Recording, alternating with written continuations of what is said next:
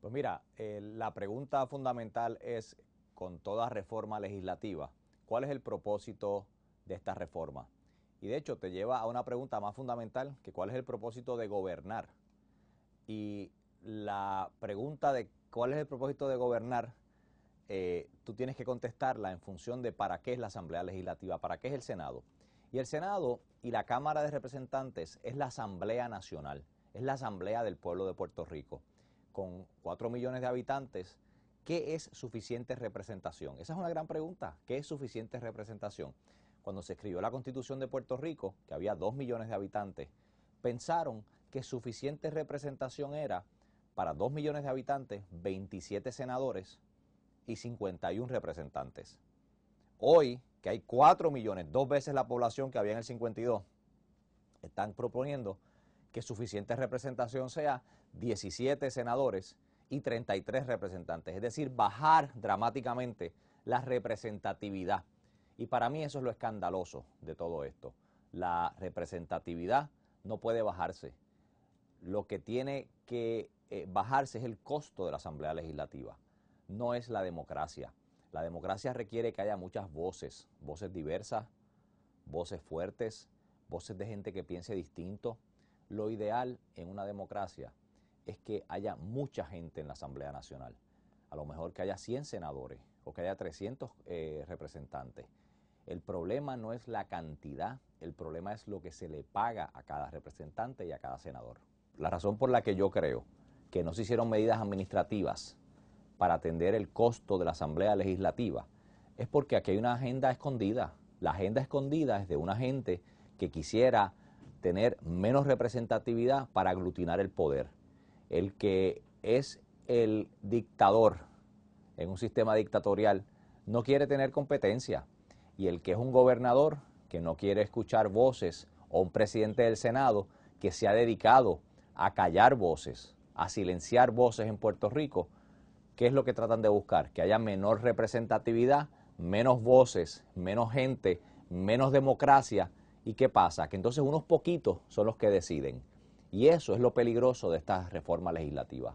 El cambio propuesto para la enmienda constitucional no va conforme a lo que fue la redistribución de los distritos que se hace cada 10 años por la Constitución cuando cambia la población.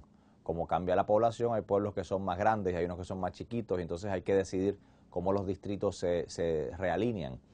Y en ese sentido, para poder lograr de que enmendarse la Constitución, va a haber que volver a hacer una redistribución electoral para crear nuevos distritos.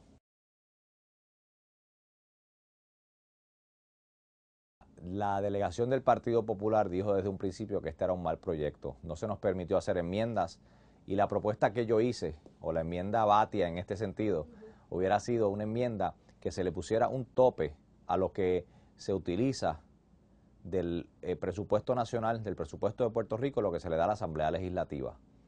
Es decir, hoy en día Puerto Rico es uno de los sitios donde hay menor representatividad por el tamaño de su población, donde hay menor representatividad en todos los Estados Unidos. Pero Puerto Rico es el sitio que proporcionalmente la Asamblea Legislativa cuesta más cara. Es donde más dinero se le asigna. Por eso es que yo entiendo que lo que había que hacer aquí no era ni una enmienda constitucional, ni llevar esto al pueblo, ni tener que hacer un plebiscito, un referéndum, lo que fuera. Aquí lo que había que hacer era una ley bien sencilla que decía no más de la mitad del 1% del presupuesto de Puerto Rico va a ir a la Asamblea Legislativa, punto, y se acabó. Con eso resolvías el problema y no tenías que enmendar absolutamente nada más. Eso sería como de 30 a 40 millones de dólares, punto, y se acabó, y ya. Y con eso resolvías el problema, lo dividías entre ambos cuerpos, y de ahí determinabas cuánto le ibas a asignar a cada oficina, a cada legislador, a los ayudantes, ese tipo de cosas. Pero que no se nos olvide que la rama legislativa es tan importante como la rama ejecutiva, y la rama legislativa es tan importante como los jueces del Supremo. Yo no oigo a nadie diciendo que porque el gobernador es mediocre, vamos a eliminar la figura del gobernador. Y yo no oigo a nadie diciendo que porque los jueces pueden ser mediocres del Supremo o del Tribunal Apelativo, del Tribunal Superior, que diga, pues vamos a eliminar los tribunales de Puerto Rico. Yo no oigo a nadie diciendo eso, que para tener ahorro vamos a eliminar los jueces de Puerto Rico, ni nadie diciendo que para tener ahorros vamos a cerrar la fortaleza y sacar al gobernador. Nadie está diciendo eso realmente. Y como nadie lo está diciendo, yo no sé el ridículo, de dónde viene la idea ridícula de que tenemos nosotros que eliminar o sacar a los legisladores para tener un ahorro. Eso me parece que es muy peligroso para Puerto Rico. Ha habido un descontento con algunos legisladores. Mucha gente piensa que el chuching es un desastre o que otros legisladores son un desastre. Pero el que tengas un descontento no quiere decir que tienes que cerrar el Capitolio. O sea, el coraje está mal enfocado. La gran tragedia aquí es que lo que provoca el coraje es a lo mejor unos legisladores. Entonces, eso es como si alguien tuviera una enfermedad y tú dices, esta persona tiene unos dolores de cabeza enormes, pues vamos a cortarle la cabeza. Pues no, esa no es la solución. O esta es una persona que tiene unos dolores de estómago horribles, pues vamos a quitarle el estómago y esa no es la solución. De la misma forma, si tú tienes unos legisladores que son malos, el pueblo lamentablemente no quiere asumir responsabilidad. Tú lo elegiste, el pueblo eligió al chuching, el pueblo de Puerto Rico eligió al chuching. Pues ahora, en las próximas elecciones, ¿por qué no aprendemos la lección de que el chuching fue un mal senador y escogemos gente que no sean como el chuching? En vez de decir, vamos a quitar las posiciones legislativas, vamos a crear una monarquía casi, porque en las monarquías no hay elecciones. A lo mejor deberíamos hacer eso, a lo mejor deberíamos decir, mira, vamos a olvidarnos de la democracia, que el pueblo escoja y vamos a escoger a un gobernador que sea Luis Fortuño o el que sea, y que el hijo de Luis Fortuño sea el próximo rey. Y eso lo hacen en países que hay monarquía. Y es más, no hay ni elecciones ni hay partidos políticos. Y a lo mejor la gente se alegra con eso. Yo no creo en eso. Yo creo en la democracia. La democracia no es un sistema perfecto, es un sistema de muchas imperfecciones, pero es un sistema justo, donde cualquiera puede ser candidato y donde el pueblo es el que tiene que tomar la última palabra. Pero el pueblo no puede ser tonto. El pueblo tiene que darse cuenta que tiene una responsabilidad también de escoger la gente correcta.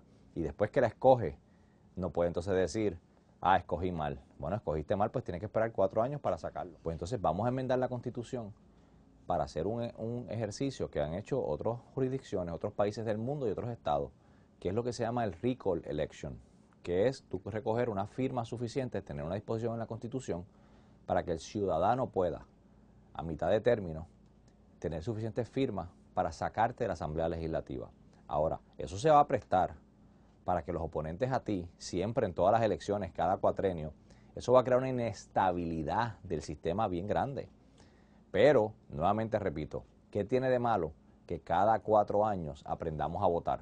En vez de votar por el que papi y mami me dijeron, en vez de votar porque mi abuelita era popular y gandeaba la pava con Muñoz, en vez de votar por el vamos a votar inteligentemente. Y de hecho hay un grupo de estudiantes que yo felicito, que han hecho un movimiento que se llama creo que votarinteligente.com o algo así.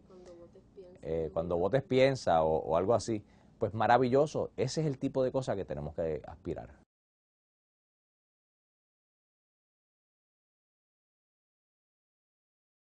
Hay gente que dice, yo no quiero dañar la papeleta.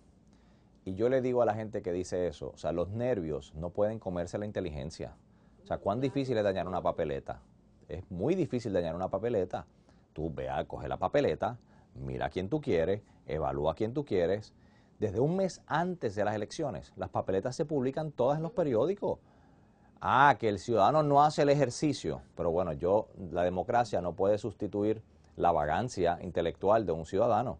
Y si un ciudadano quiere ser buen ciudadano democrático y ser responsable, pues que estudie las papeletas antes, y si no quiere votar una cruz debajo de cada partido, que escoja candidaturas, como se llama ese concepto, pues que piense cómo es que lo va a hacer y así es que se hace.